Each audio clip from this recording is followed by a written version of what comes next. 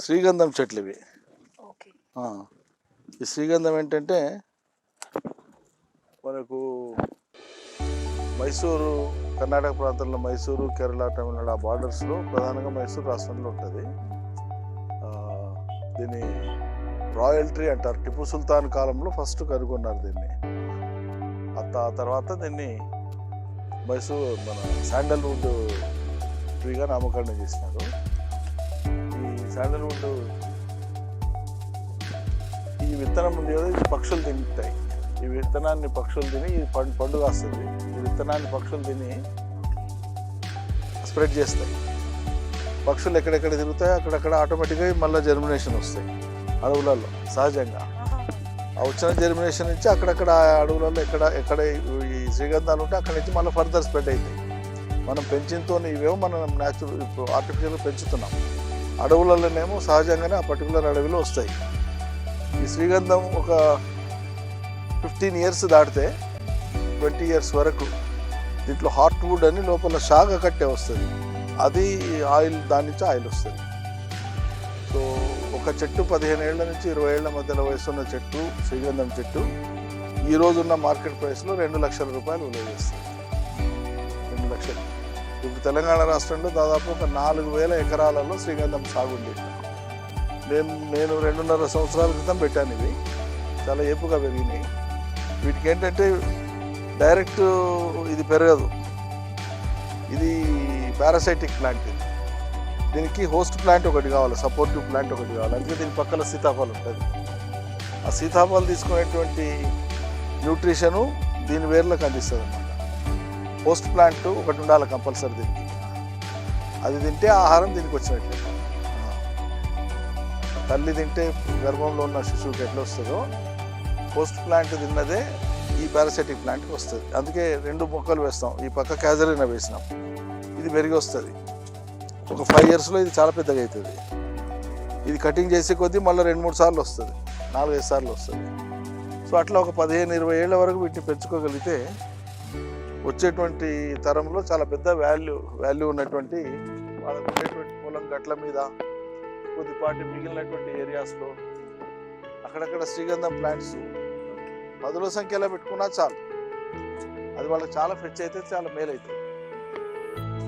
అది మనం సాగు చేయడం ద్వారా రైతాంగానికి స్ఫూర్తిగా ఉంటుంది, చెప్పినట్లు ఉంటుంది అని చెప్పి నేను ఈ శ్రీగంధం సాగు దాదాపు 13 ఎకరాల్లో పెట్టినాను. 10 ఎకరాలు 2.5 సంవత్సరాల వయసు, ఒక 3 ఎకరాలు జస్ట్ లాస్ట్ మంత్ పెట్టాను ఇదన్నమాట. నేను జిల్లాలో ఉన్నాను అనుకుంటే అది అర్ధరాత్రి అయినా సరే, టార్చ్ పట్టుకొని అయినా సరే కంపల్సరీ పొలానికి వచ్చే వెళ్తాను. టార్చ్ పట్టుకొని అయినా సరే అర్ధరాత్రి 2 గంటలైనా సరే పడుకునే ముందు పొలంలో వచ్చి ఒకసారి కాళ్ళు పెట్టి చూసిన తర్వాతే నిద్రపోతాను. అది నా అలవాటు.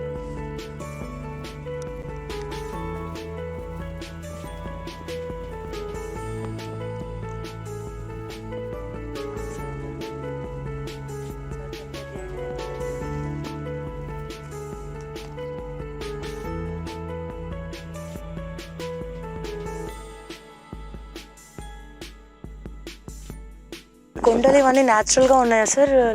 ఇవన్నీ న్యాచురల్ బౌల్డర్స్, ఇవన్నీ సహజ సిద్ధంగా భూమిలో ఉన్నవే. అయితే వాటన్నిటిని కొంత ఆర్టిస్టిక్గా ఉన్న వాటిని ప్రిజర్వ్ చేసి అవసరం లేని వాటిని తీసేసి నీట్గా పెట్టాను.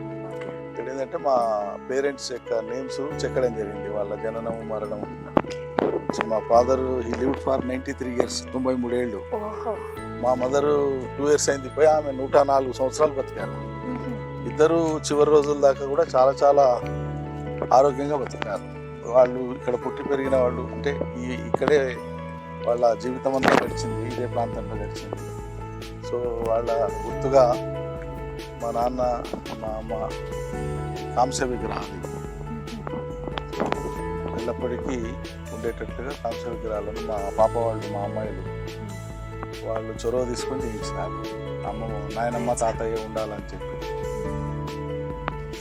పొద్దున్న నేను నిద్ర లేవగానే ఇక్కడికి వచ్చి చూసి ఆ తర్వాత తోట, చెట్లు, ఆవులు ఇవన్నీ చూసిన తర్వాతనే ఇతర దైనందిన కార్యక్రమాలకు ఉపక్రమిస్తాను.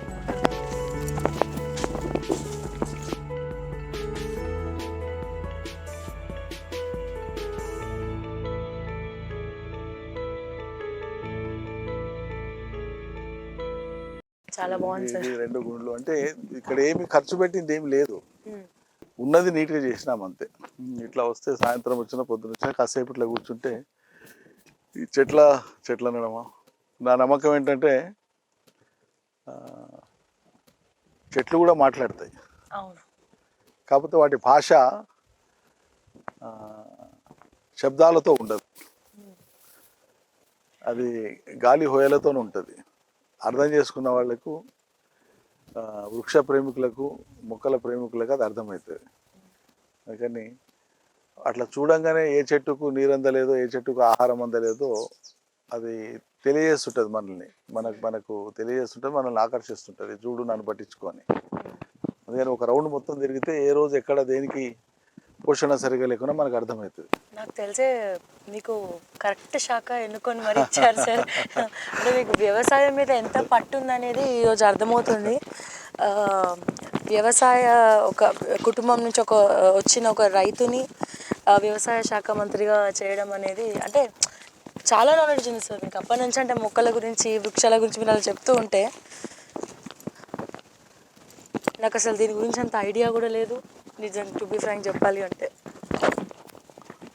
ఇంకా అవ్వలేదు ఇవి. ఓకే. ఇంకా కొద్ది రోజులు అయితే, ఇంకొక వారం 10 రోజులు అయితే ఇవి తినడానికి అనువుగా ఉంటాయి. ఇక్కడ ఒకటి అయింది, ఎవరో మా వాళ్ళు కట్ చేసినారు.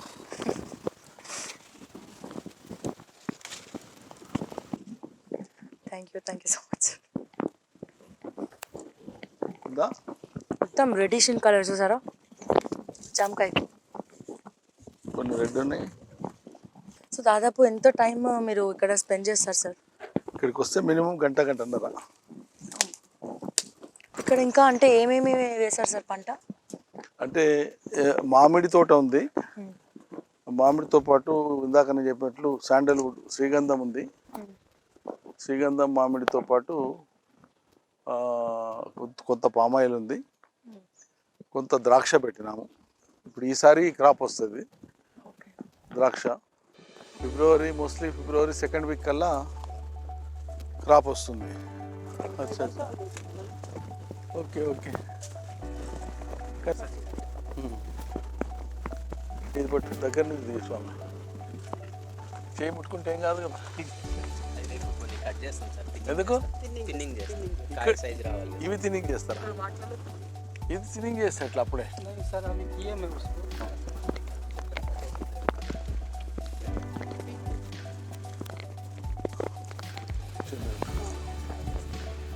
చిన్న పిండి వస్తుంది.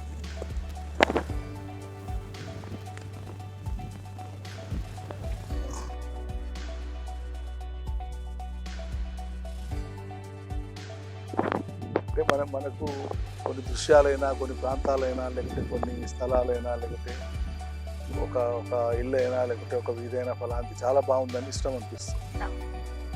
అది కావాలనుకున్నప్పుడు దానికోసం ఎక్కడో వెంపర్లాడి ఎక్కడో పోయి క్రియేట్ చేసుకోవాలి, అవస్థలు పడాలనుకున్నప్పుడు అట్లా అవస్థ పడే అవసరం లేదు. సపోజ్ నాకు ఇల్లు ముద్దుగా కావాలి, ఉన్నంతలో లాన్ కావాలి అని హైదరాబాద్లో అఫోర్డ్ చేయలేము, మనకు శక్తి సరిపోదు అనుకున్నప్పుడు మన ఊర్లోనే అది చేసుకోవచ్చు కదా. మనం ఉన్న ఊర్లోనే మన ఇల్లు చిన్న కట్టుకొని కావాలని చెట్లు పెట్టుకోవచ్చు, కావాల్సినంత లాన్ పెట్టుకోవచ్చు. మన సంతోషాన్ని ఎక్కడ పొందవచ్చునో నిర్ణయించుకోవాలి. ఎక్కడో పొందాలని తాపత్రయపడి నష్టపోవద్దు, లేకుంటే నిరాశ గురి కావద్దు. అది నా ఉద్దేశం. ఉన్న చోట I create my own world for my pleasure and happiness.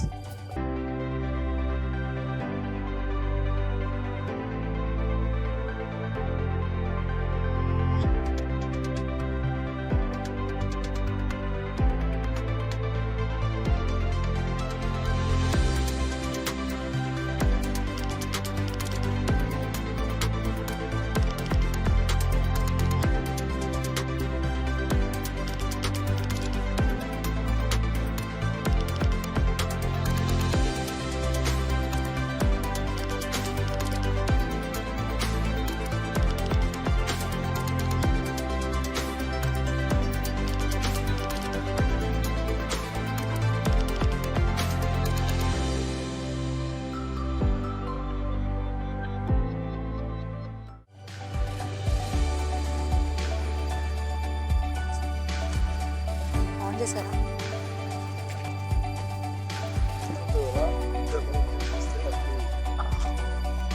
అంటే ఏదైనా సైంటిఫిక్ రీజన్ అంటారా?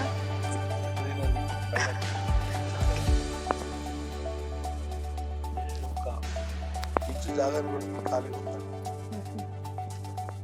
పాట గుట్టిగా ఖాళీ కూడా తెచ్చుకోవాలి వస్తాయి. ఎన్నో చెట్లు వేసేసి పూలు వస్తాయి. అందంగా దేవుడికి పెట్టినాం. ఎవరైనా మంది కావాల్సినటువంటి వాళ్ళంతా తెప్పుకుంటారు.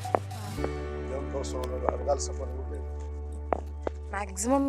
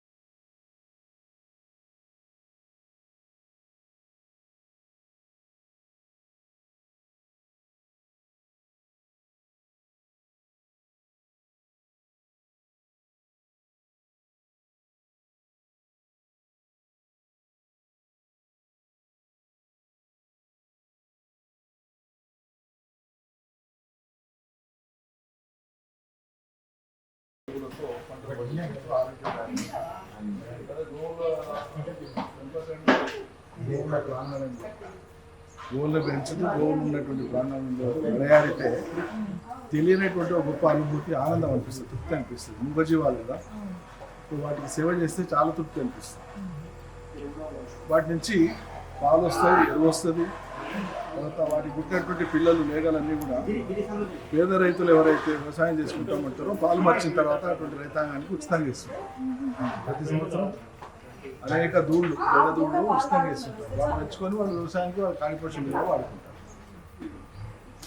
వీటిని అమ్మడం కానీ లేకుంటే ఏది మన గోవధకు పంపడం కానీ ఇటు పరిస్థితుల్లో చేయము. చాలా స్ట్రిక్ట్గా అమ్ముకుంటాం, వ్యవసాయం చేసుకుంటాం అనేటువంటి రైతులకు మాత్రమే ఇస్తామన్నమాట. ఇప్పుడు ఆ పేడంతా తీసిందంతా అట్లా స్టాక్ చేస్తాము అక్కడ బయట ఉన్నట్లు. ఏ రోజు ఆ రోజు అట్లా స్టాక్ చేసిన తర్వాత కొన్నాళ్ళ తర్వాత వ్యవసాయ భూమిలో వెళ్ళేటువంటి చెత్త చెదారం ఏది ఉంటుందో వేస్ట్, ఆ వేస్ట్ అంతా కూడా పేడతో కలిపి లేయర్ ఫామ్ చేస్తాం. చేసి దానికి వాటర్ పెట్టి కొన్ని ఎర్రలు వదిలితే, వానపాములు వదిలితే 45 days 50 daysలో ఇది మొత్తం కూడా వర్మి కాంపోస్ట్ అవుతుంది, ఆర్గానిక్ మాన్యూర్ అవుతుంది. ఇది చాలా చాలా సారవంతం అనమాట. ఇది మన కేజీ ఎంత ఉంది ఇప్పుడు మార్కెట్లో? 10 రూపాయలు కిలో ఉంది అట్లా.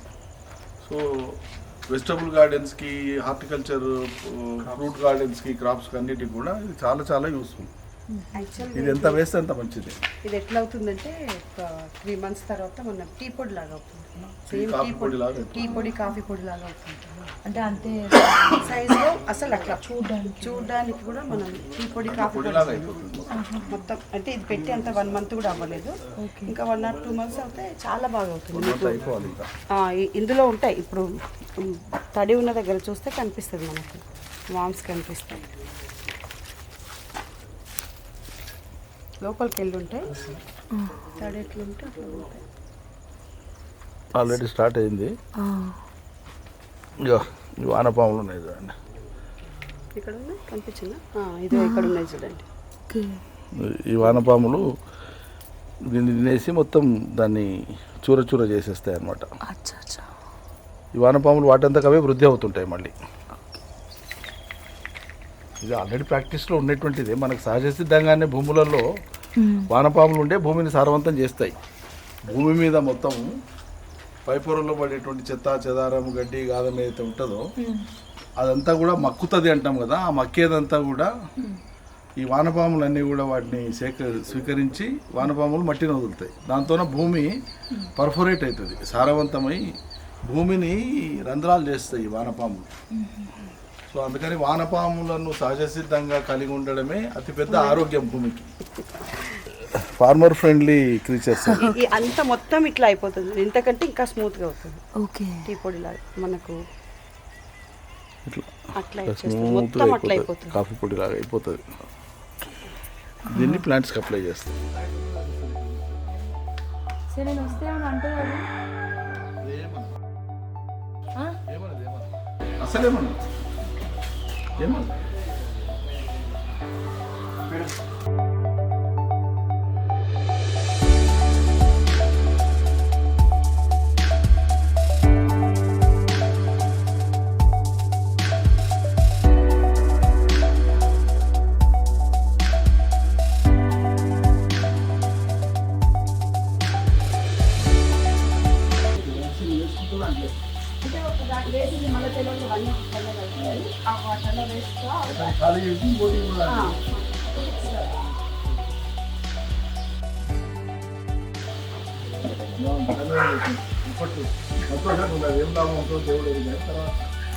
సార్ చాలా థ్యాంక్స్ సార్. మేము అడగగానే అసలు మీ డే షెడ్యూల్ మొత్తం మాకు ఈరోజు ఇచ్చారు అండ్ చాలా హ్యాపీగా ఉంది. అంటే ముఖ్యంగా ఈరోజు డేలో మేము వ్యవసాయ శాఖ మంత్రి వ్యవసాయ క్షేత్రాన్ని చూసాము, మీరు చూపించారు, దానికి చాలా చాలా చాలా ధన్యవాదాలు సార్. ఇందులో ప్రత్యేకత ఏం లేదు, నా ప్రత్యేకత ఏం లేదు. నాలాగా లక్షలాది మంది రైతులు